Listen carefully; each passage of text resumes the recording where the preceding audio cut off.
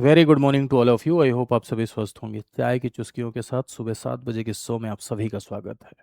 मेरा नाम विपुल त्रिपाठी है और मैं इंडियन पॉलिटी एंड कॉन्स्टिट्यूशन आप सभी के समक्ष डिस्कस करता हूँ। इस सेशन का उद्देश्य यही है, आपके भीतर पॉलिटी की एक बेटर अंडरस्टैंडिंग क्रिएट करना, प्रश्नों के माध्यम से आपको ढेर सारे फैक्ट और ढेर सारे कॉन्सेप्ट सिखाना। यहाँ पर इस 20 मिनट शो में मैं 4 सवाल इंक्लूड करता हूँ, लेकिन उन 4 सवाल की व्याख्या में आपको 40 बातें पता चलती हैं। लेकिन यदि आप थ्योरी नहीं पढ़े हैं तो ये शो आपके लिए उतना इम्पोर्टेंट नहीं है। अगर आपने थ्योरी पढ़ा है तो ये शो आपके लिए बहुत ही ज़्यादा इम्पोर्टेंट है। यदि आप यूपीपीसीएस प्री की तैयारी कर रहे हैं, आरओ की तैयारी कर रहे हैं, वीओ की तैयारी कर रहे हैं, तो इसको ज़रूर देखें और अपने तैयारी करने वाले दोस्तों के मध्य शेयर भी करें। और लास्ट में कमेंट सेक्शन में ज़रूर बताएं कि आपको कैसा लगा। ये रोज़ाना सुबह 7 बजे मंडे टू सैटरडे चलता है। ठीक है, तो चलिए शुरू करते हैं आज की इस कहानी को। पहला सवाल देखिए आपकी स्क्रीन पर है, लिखा हुआ सर्वोच्च न्यायालय भारत की शीर्ष अदालत है। Supreme court is apex court of India. सर्वोच्च न्यायालय भारत की शीर्ष अदालत है। पहला स्टेटमेंट है आपका। दूसरा स्टेटमेंट कह रहा है कि सुप्रीम कोर्ट के न्यायाधीश राष्ट्रपति द्वारा नियुक्त होते हैं, यानी ये जो सुप्रीम कोर्ट के जज हैं प्रेसिडेंट के द्वारा अपॉइंट होते हैं। तीसरा लिखा हुआ है कि सुप्रीम कोर्ट केवल सलाहात्मक क्षेत्राधिकार रखता है, यानी केवल एडवाइजरी जुरिस्डिक्शन रखता है बस। केवल लिखा हुआ है, इस बात का भी ध्यान रखना कि पॉलिटी के सवालों में मैंने आपको कई बार बताया है कि एक कजरौटा कॉन्सेप्ट है। कजरौटा कॉन्सेप्ट कोई बहुत बड़ा डॉक्ट्रिन नहीं है। कजरौटा कॉन्सेप्ट का मतलब पॉलिटी के सवालों में कहीं ओनली लिखा हो, कहीं ऑलवेज लिखा हो, कहीं पीपल लिखा हो, कहीं सिटीजन लिखा हो, तो वहाँ आंखें बड़ी बड़ी करके देखिए। वहाँ आंखें बड़ी बड़ी करके इसलिए देखनी है क्योंकि वहाँ ट्रैप होने की संभावना होती है, क्योंकि वहाँ जाल होने की संभावना होती है। ठीक है, तो चलिए पहला स्टेटमेंट, सर्वोच्च न्यायालय भारत देश में शीर्ष अदालत है। तो जी हाँ, भारत देश में आप जानते हैं इंटीग्रेटेड जुडिशियल सिस्टम है, और इंटीग्रेटेड जुडिशियल सिस्टम में सबसे ऊपर सुप्रीम कोर्ट, फिर हाई कोर्ट और फिर आपके क्या सबॉर्डिनेट कोर्ट यानी अधीनस्थ न्यायालय। ध्यान रखिएगा कि सुप्रीम कोर्ट भारत देश में अपेक्स कोर्ट है, यानी सुप्रीम कोर्ट भारत देश में सर्वोच्च अपीलीय न्यायालय है। सुप्रीम कोर्ट के बाद किसी अन्य न्यायालय को अपील सुनने का अधिकार नहीं है, यानी अपील सुनने का सबसे बड़ा न्यायालय सुप्रीम कोर्ट है, इसीलिए उसे अपेक्स कोर्ट कहते हैं। अपील मतलब समझते हैं, निचली अदालतों के खिलाफ जब हम ऊपरी अदालत जाते हैं तो उसे अपील कहते हैं। और अपील सुनने का जो सबसे बड़ा कोर्ट है, अपील सुनने का जो सबसे बड़ा न्यायालय है वो कौन सा है? वो सुप्रीम कोर्ट है। ठीक है, दूसरा लिखा हुआ कि सुप्रीम कोर्ट के न्यायाधीश राष्ट्रपति द्वारा नियुक्त होते हैं। जी हाँ, सुप्रीम कोर्ट किससे किससे मिलकर बनता है? Chief justice of India plus other जज से मिलकर बनता है। चीफ जस्टिस प्लस अन्य न्यायाधीशों से मिलकर बनता है, और अभी जो संरचना है वो 1+33 की है। ठीक है, जजेज की संख्या बढ़ाने का अधिकार संसद का है। सुप्रीम कोर्ट में जजेज की संख्या को पार्लियामेंट बढ़ाती है, यानी संसद बढ़ाती है। यदि आप नियुक्ति की बात करें तो सुप्रीम कोर्ट के न्यायाधीशों की नियुक्ति राष्ट्रपति के द्वारा होती है। किसकी किसकी कैसे होती है देखिए। तो चीफ जस्टिस ऑफ इंडिया यानी जो भारत के मुख्य न्यायाधीश हैं, इनकी नियुक्ति सीनियोरिटी के बेसिस पर यानी वरिष्ठता के आधार पर होती है। वरिष्ठता के आधार पर होती है, यानी जैसे 33+1 का संरचना है, तो इन 33 में जो सीनियर होगा कार्य के आधार पर सीनियर, वर्क एक्सपीरियंस, कार्य के आधार पर जो वरिष्ठ होगा उसी को चीफ जस्टिस बनाया जाएगा। और सेकंड जजेस केस में ऑनरेबल सुप्रीम कोर्ट ने यह स्पष्ट कर दिया था कि वरिष्ठता के आधार पर ही होगी। बाकी जो अन्य न्यायाधीश हैं आपके, अन्य न्यायाधीश की नियुक्ति भारत देश में एक सिस्टम से होती है जिसे हम कोलेजियम सिस्टम के नाम से जानते हैं। इसका डेवलपमेंट सुप्रीम कोर्ट के जजमेंट से ही हुआ। कोलेजियम प्रणाली से जजेस की नियुक्ति होती है। कैसे होती है कोलेजियम प्रणाली से? तो नियुक्त तो राष्ट्रपति ही करता है, लेकिन राष्ट्रपति मंत्रिपरिषद की सलाह पर नहीं करता, बल्कि राष्ट्रपति चीफ जस्टिस ऑफ इंडिया के परामर्श पर नियुक्ति करता है। चीफ जस्टिस ऑफ इंडिया के कंसल्टेशन पर राष्ट्रपति नियुक्त करेगा, और chief justice of India 4 senior से सलाह लेकर परामर्श देंगे। यानी सुप्रीम कोर्ट के 4 सीनियर जज से सलाह लेकर चीफ जस्टिस राष्ट्रपति को परामर्श देते हैं। इसी प्रक्रिया को हम कॉलेजियम सिस्टम के नाम से जानते हैं, इसी को हम कॉलेजियम प्रोसेस के नाम से या कॉलेजियम प्रक्रिया के नाम से जानते हैं। राइट, तो आ जाते हैं सवाल पर। सवाल कह रहा है कि सर्वोच्च न्यायालय भारत की शीर्ष अदालत है। ठीक है, सुप्रीम कोर्ट के न्यायाधीश राष्ट्रपति के द्वारा नियुक्त होते हैं। ठीक है, केवल सलाहकारी क्षेत्राधिकार है। तो यदि आप सुप्रीम कोर्ट के क्षेत्राधिकार की बात करें, सुप्रीम कोर्ट के जुरिस्डिक्शन की बात करें, तो ऐसा नहीं है कि सुप्रीम कोर्ट के पास केवल सलाहकारी क्षेत्राधिकार है, बल्कि सुप्रीम कोर्ट के पास एडवाइजरी के साथ साथ अन्य क्षेत्राधिकार भी हैं, जैसे मूल क्षेत्राधिकार, ओरिजिनल जुरिस्डिक्शन। सुप्रीम कोर्ट एक संघीय न्यायालय है, यानी फेडरल कोर्ट है। कुछ ऐसे मामले हैं जिनको देखने के लिए सुप्रीम कोर्ट मूल कोर्ट है, जिसे ओरिजिनल जुरिस्डिक्शन कहते हैं या मूल क्षेत्राधिकार कहते हैं, जैसे संघीय विवाद। संघीय विवाद यानी केंद्र राज्य के मध्य कोई विवाद हो जाए, राज्य राज्य के मध्य कोई विवाद हो जाए, तो वो डायरेक्ट सुप्रीम कोर्ट ही जाएंगे, उसके नीचे की अदालत में नहीं जाएंगे। तो सुप्रीम कोर्ट के पास मूल क्षेत्राधिकार भी है। अपीलीय, सुप्रीम कोर्ट क्या अपील सुनने का अधिकार रखता है? जी हाँ। निचली अदालत यानी हाईकोर्ट के फैसले के खिलाफ आप सुप्रीम कोर्ट में अपील भी सुन कर सकते हैं, सिविल के मामलों में, क्रिमिनल के मैटर में, कॉन्स्टिट्यूशनल मैटर्स में। तो यह अपीलीय क्षेत्राधिकार भी है इसके पास। रिट, मौलिक अधिकारों के हनन के मामले में सुप्रीम कोर्ट को रिट जारी करने का अधिकार है अंडर आर्टिकल 32। मौलिक अधिकारों के हनन के मामले में रिट जारी करने की शक्ति थी, यानी रिट क्षेत्राधिकार भी है। तो यहां पर जो आपका लिखा हुआ है कि सिर्फ सलाहकारी, तो नहीं। सलाहकारी क्षेत्राधिकार क्या होता है? अनुच्छेद 143 के तहत सुप्रीम कोर्ट के पास सलाहकारी क्षेत्राधिकार होता है कि राष्ट्रपति विधिक मामलों पर, संवैधानिक मामलों पर सुप्रीम कोर्ट से सलाह ले सकता है, लेकिन मानने के लिए बाध्य नहीं है ना राष्ट्रपति, और सुप्रीम कोर्ट देने के लिए भी बाध्य नहीं है। एक मामला होता है जिसमें सुप्रीम कोर्ट सलाह देने के लिए बाध्य होती है, वो होता है प्री कॉन्स्टिट्यूशनल मैटर्स। तो केवल लगने की वजह से मामला गड़बड़ा गया और ये गलत हो गया। आंसर हो जाएगा फर्स्ट एंड सेकेंड। केवल ना लगा होता तो ना गलत होता। अगले सवाल पर आइए। अगला सवाल कह रहा है, निम्न कथनों पर विचार कीजिए, कंसीडर द फॉलोइंग स्टेटमेंट। अध्यादेश राष्ट्रपति द्वारा जारी किया जाता है, ऑर्डिनेंस प्रेसिडेंट के द्वारा इशू किया जाता है। अध्यादेश की वैधता 6 सप्ताह होती है, ordinance is valid for 6 week, 6 सप्ताह की वैधता होती है। अध्यादेश कानून के समान प्रभाव रखता है, अध्यादेश has a same force as law. ठीक है, अब आपको बताना है कि इसमें कौन सा सत्य है, यानी कौन सा राइट स्टेटमेंट है। यहां पर थोड़ा सा मैं सवाल में परिवर्तन करना चाहूंगा, तब बताइएगा। थोड़ा और सवाल थोड़ा सा और प्रभावशाली होना चाहिए। सवाल का दूसरा स्टेटमेंट थोड़ा मैं चेंज करता हूं।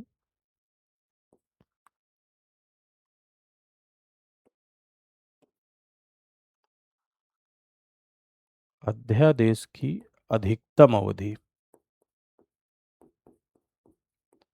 अध्यादेश की अधिकतम अवधि, अवधि 6 सप्ताह है। ठीक है, मैक्सिमम ड्यूरेशन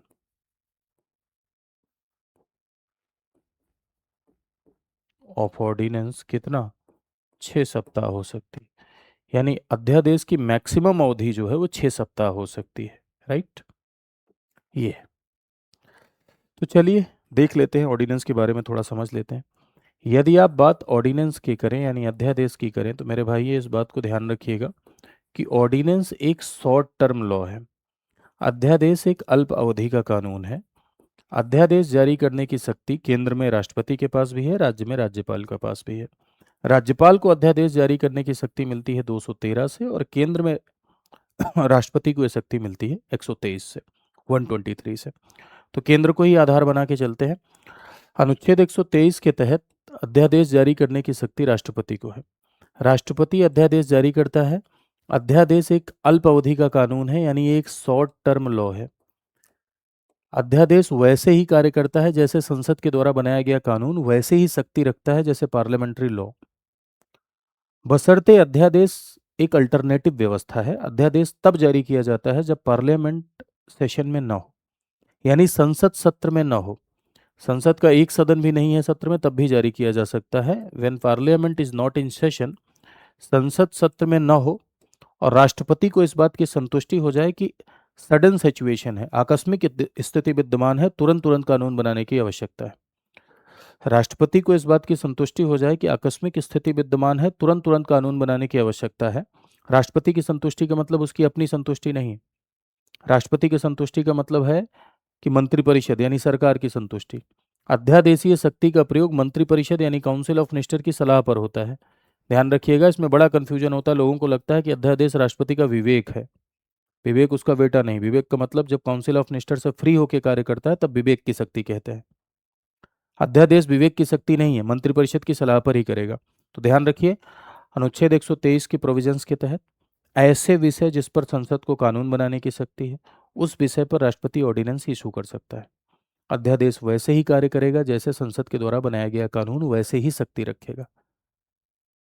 लेकिन ये शॉर्ट टर्म लॉ है। जैसे ही संसद दोबारा आए उसके 6 हफ्ते के भीतर इसे पारित होना होगा। कितने हफ्ते के भीतर? 6 हफ्ते के भीतर। जैसे ही पार्लियामेंट दोबारा आए उसके 6 हफ्ते के भीतर इसे पारित होना होगा। अगर नहीं पारित हुआ तो लैप्स हो जाएगा, समाप्त हो जाएगा। बीच में यदि राष्ट्रपति को ऑर्डिनेंस वापस लेना है तो ऑर्डिनेंस वापस ले सकता है। अध्यादेश की न्यायिक समीक्षा हो सकती है, हाँ हो सकती है। लेकिन एक बात यहां समझिए, 6 हफ्ते के भीतर पारित होना है। अगर मान लो संसद 1 महीने में आ गई तो 1 महीने 6 हफ्ते में पारित होना होगा, नहीं तो गयो, यानी समाप्त हो जाएगा, लैप्स हो जाएगा। 2 महीने में आ गई, 2 महीने 6 हफ्ते में पारित होना होगा। 3 महीने में आ गई, 3 महीने 6 हफ्ते के अंदर पारित होना होगा। 4 महीने में आ गई, 4 महीने 6 हफ्ते। 5 महीने में आ गई, 5 महीने 6 हफ्ते। 6 महीने में आ गई, 6 महीने 6 हफ्ते। 7 महीने नहीं हो सकता, और नहीं हो सकता क्यों? क्योंकि संसद को आना ही पड़ेगा। संसद के दो सत्रों के बीच में 6 महीने से ज्यादा का गैप नहीं हो सकता, तो 6 महीने में उसे आना ही पड़ेगा। इसीलिए कहा जाता है कि अध्यादेश की जो अधिकतम अवधि है वो 6 महीने 6 हफ्ते हो सकती है। ऐसा नहीं है होगी, हो सकती है। मैक्सिमम लिमिट यानी अधिकतम अवधि कितनी हो सकती है? 6 महीने 6 हफ्ते। तो ऑर्डिनेंस राष्ट्रपति के द्वारा जारी किया जाता है, जी हाँ, 123 के तहत। अध्यादेश की अधिकतम अवधि 6 सप्ताह, गलत हो जाएगा। अध्यादेश की अधिकतम अवधि 6 महीने 6 हफ्ते हो सकती है। अध्यादेश कानून के समान प्रभाव रखता है, जी हाँ, तो फर्स्ट एंड थर्ड आपका क्या राइट आंसर हो जाएगा। ठीक है, आई होप अब आप समझ गए होंगे। अगले सवाल पर आते हैं। निम्नलिखित कथनों पर विचार कीजिए। कहा जा रहा है कि संसद कानून बनाने की सर्वोच्च संस्था है, यानी parliament is supreme law making body. संसद, parliament is supreme law making body, यानी संसद कानून बनाने की सर्वोच्च संस्था है। दूसरा, कहा जा रहा है कि संसद संविधान में संशोधन कर सकती है, parliament can amend the constitution. संसद संविधान की मूल संरचना बदल सकती है, यानी parliament can alter the basic structure. अब इसमें आपको राइट ऑप्शन चूज करना है, यानी सही विकल्प आपको बताना है। तो देखिए, एक बात समझिए, हमारे भारत देश में कानून बनाने का जो सर्वोच्च इंस्टीट्यूशन है, सर्वोच्च विधायी संस्था है, वो संसद है। पार्लियामेंट एक रिप्रेजेंटेटिव हाउस है, एक प्रतिनिधि सदन है, जो कि कानून बनाने का कार्य करती है। लोकतंत्र का सबसे बड़ा मंदिर है। वो कानून बनाने का भी कार्य करती है, संविधान संशोधन की शक्ति भी संसद के पास है। आर्टिकल 368 ऑफ द कॉन्स्टिट्यूशन के तहत संसद के पास संविधान में संशोधन करने की शक्ति है। संसद संविधान के किसी भी भाग में संशोधन कर सकती है अंडर आर्टिकल 368। लेकिन इससे एक चुनौती पैदा हुई कि अगर संसद को संविधान के किसी भी भाग में अमेंड करने की पावर दे दोगे तो कल को संसद मनमानी करेगी, पूरा का पूरा संविधान ही बदल देगी, तो क्या करेंगे? संसद ने पूरा का पूरा संविधान ही बदल दिया, हड़ा हड़ा ये संविधान, नया संविधान चाहिए, तो इससे तो हमारे संविधान निर्माताओं का सपना चूर चूर हो जाएगा, उनकी मूल भावना चूर चूर हो जाएगी। इसीलिए केशवानंद भारती केस 1973 में ऑनरेबल सुप्रीम कोर्ट ने एक डॉक्ट्रिन दिया। That doctrine is called as doctrine of basic structure. Doctrine of basic structure यानी मूल ढांचे का सिद्धांत। क्या? मूल ढांचे का सिद्धांत, दैट मीन्स कि डॉक्ट्रिन ऑफ बेसिक स्ट्रक्चर। मूल ढांचे का सिद्धांत ये कहता है कि भाई, parliament can amend in any part of the constitution, यानी संसद संविधान के किसी भी भाग में संशोधन कर सकती है, but basic structure of the constitution can not be violated. संसद संविधान के किसी भी भाग में संशोधन कर सकती है, लेकिन संविधान के मूल ढांचे के साथ छेड़छाड़ नहीं की जा सकती। संविधान के किसी भी भाग में संशोधन कर सकती है, लेकिन संविधान के मूल ढांचे के साथ छेड़छाड़ नहीं की। मूल ढांचा क्या है ये कहीं नहीं लिखा है, न कानून में लिखा है, न संविधान में लिखा है। मूल ढांचा क्या है ये कहीं भी मेंशन नहीं है, ये कहीं भी नहीं लिखा है। व्हाट इज बेसिक स्ट्रक्चर ये कहीं मेंशन नहीं है। ये समय समय पर सुप्रीम कोर्ट ही बताएगा कि व्हाट इज बेसिक स्ट्रक्चर। समय समय पर सुप्रीम कोर्ट ही बताएगा कि मूल ढांचा क्या है। तो संसद कानून बनाने की सर्वोच्च संस्था है, जी हाँ। संसद संविधान में संशोधन कर सकती है, जी हाँ। मूल संरचना बदल सकती है, जी नहीं। उसे मूल संरचना बदलने का कोई अधिकार नहीं है। तो फर्स्ट एंड सेकंड आपका क्या हो जाएगा? राइट आंसर हो जाएगा। ठीक है, चलिए अगला लिखा हुआ निम्नलिखित कथनों पर विचार कीजिए। भारत का संविधान लिखित संविधान है। Constitution of India is written constitution. भारतीय संविधान विश्व का सबसे बड़ा लिखित संविधान है। Indian constitution is lengthiest written constitution. 26 जनवरी 1950 को लागू हुआ। The constitution came into force on 26 जनवरी 1950। ये तो बहुत फैक्चुअल सवाल है, सरल सवाल है, आराम से बता सकते हैं। तो देखिए, यदि आप संविधान के प्रकारों पर ध्यान दें तो संविधान के प्रकारों में एक संविधान होता है जिसे आप कहते हैं रिटन कॉन्स्टिट्यूशन यानी लिखित संविधान। ऐसा संविधान जो रिटन डॉक्यूमेंट में हो, लिखा हुआ हो, उसे हम लिखित संविधान कहते हैं, रिटन कॉन्स्टिट्यूशन कहते हैं। रिटन कॉन्स्टिट्यूशन किसी भी संघात्मक व्यवस्था में जरूरी होता है। ये संघात्मक व्यवस्था का यानी कि फेडरल स्ट्रक्चर का इंपॉर्टेंट लक्षण है। फेडरल स्ट्रक्चर में ये जरूरी है। क्यों जरूरी है? क्योंकि संघात्मक व्यवस्था में यूनियन स्टेट दोनों है ना, केंद्र राज्य दोनों है, और लिख कर आप शक्तियों को नहीं बांटेंगे तो झगड़ा होने की संभावना है, विवाद होने की संभावना है। इसीलिए फेडरल स्ट्रक्चर में लिखित संविधान जरूरी होता है। और दूसरा होता है unwritten constitution. Unwritten constitution that means कि अलिखित संविधान। अलिखित संविधान जो कि लगातार बन रहे नियमों कानूनों से डेवलप होता है, लिखा हुआ दस्तावेज नहीं है, जैसे इंग्लैंड का संविधान। तो अनरिटन कॉन्स्टिट्यूशन, अलिखित संविधान एकात्मक व्यवस्था में चल सकता है लेकिन संघात्मक में नहीं। जैसे इंग्लैंड में आप देखेंगे तो यूनिटरी सिस्टम है, एकात्मक व्यवस्था है, तो वहां पर अलिखित संविधान चल सकता है लेकिन भारत जैसे देश में नहीं चल सकता। ठीक। तो संविधान के प्रकारों में एक लिखित संविधान, दूसरा आपका क्या, अलिखित संविधान। भारत देश में फेडरल सिस्टम है तो फेडरल सिस्टम में लिखित संविधान ही चलेगा। तो constitution of India is written constitution, ये बिल्कुल सही लिखा हुआ, कोई दिक्कत नहीं है। विश्व का सबसे लंबा लिखित संविधान, जी हाँ, भारत का संविधान विश्व का सबसे लंबा लिखित संविधान क्यों हुआ? इसीलिए भारत का संविधान विश्व का सबसे लंबा लिखित संविधान हुआ क्योंकि भारत में केंद्र और राज्य दोनों का अस्तित्व है। भारत देश में डाइवर्सिटी है और विविधता है, और पूरे विविधता का प्रतिनिधित्व हम देना चाहते थे। सबको सम्मान, सबको संरक्षण हम देना चाहते थे। अलग अलग राज्यों के लिए हमने विशेष प्रावधान किए। जितनी व्यापक मात्रा में राइट्स हमने दिए उतने व्यापक मात्रा में विश्व के किसी भी देश में नहीं दिए गए हैं। सेंटर स्टेट रिलेशन, केंद्र राज्य में शक्तियों का बंटवारा, राज्यों के लिए अलग प्रावधान, व्यापक मात्रा में अधिकार, पूरी डाइवर्सिटी के लिए प्रोविजन करना, इसलिए भारत का संविधान विश्व का सबसे बड़ा लिखित संविधान हुआ। संविधान 26 जनवरी 1950 को लागू हुआ, जी हाँ। 26 नवंबर 1949 को संविधान बनकर तैयार हो गया। लेकिन कुछ बातें, लगभग 15 अनुच्छेद इसी दिन लागू कर दिए गए, लेकिन पूर्णतः संविधान लागू हुआ 26 जनवरी 1950 को। यदि आपसे पूछा जाएगा date of enactment 26 November, date of adoption 26 November, अधिनियमित होना, आत्मार्पित होना 26 नवंबर, लेकिन डेट ऑफ कमेंसमेंट, पूर्णतः लागू होना 26 जनवरी 1950। क्यों भाई 26 नवंबर को क्यों नहीं लागू किए? तो 26 जनवरी को इसलिए लागू किए भाइयों क्योंकि प्रत्येक वर्ष 26 जनवरी को हम एक स्वाधीनता दिवस मनाते थे और ऐसा 1930 से करते हुए चले आ रहे थे। तो उस दिन का महत्व कम न हो, प्रत्येक वर्ष 26 जनवरी को स्वाधीनता दिवस मनाते थे, उस दिन का महत्व कम न हो, इसीलिए हमने भारत का संविधान लागू किया। कब? 26 जनवरी 1950 को। तो यहाँ तीन का तीनों स्टेटमेंट आपका क्या हो जाए, सही हो जाएगा। फर्स्ट, सेकंड, थर्ड, तीनों सही है।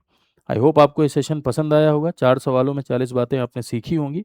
अगर सीखी हैं तो ज़रूर कमेंट सेक्शन में बताइएगा कि आपको ये कैसा लगा। ठीक है। साथ ही साथ ध्यान दीजिए कि आज क्रिसमस है।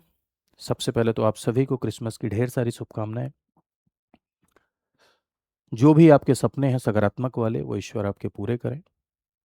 हम मेरे और स्टडी IQ परिवार की तरफ से आपको शुभकामनाएं। और इस क्रिसमस के मौके पर हमारे यहाँ कोर्सेज में चल रहा है फ्लैट 50% का डिस्काउंट। फ्लैट 50% का डिस्काउंट दैट मीन्स कि पूरा पूरा 50% आपको ऑफ मिल रहा है यदि आप किसी कोर्स में एनरोल करते हैं तो।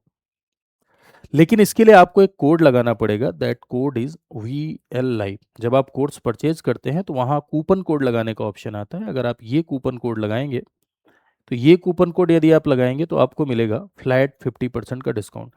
फैकल्टी कोड लगाने पे सबसे ज़्यादा डिस्काउंट मिलता है। ठीक है।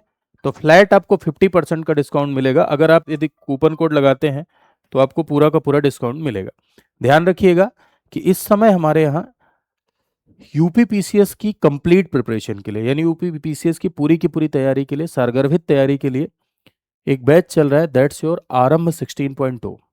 ये एक ऐसा बैच है जिसमें प्री, मेंस और इंटरव्यू तीनों की तैयारी होती है। ये एक फाउंडेशन बैच है, यानी आपके भीतर कंप्लीट फाउंडेशन इस बैच के माध्यम से डेवलप किया जाता है।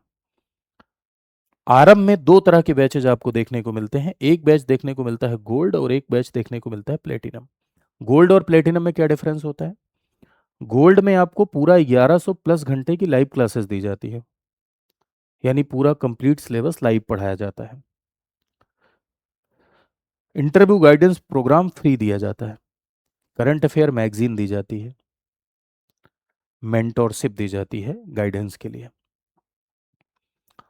तो ये है गोल्ड। तो जिनको पूरा सिलेबस पढ़ना है अच्छे से, वो गोल्ड के साथ जाएं।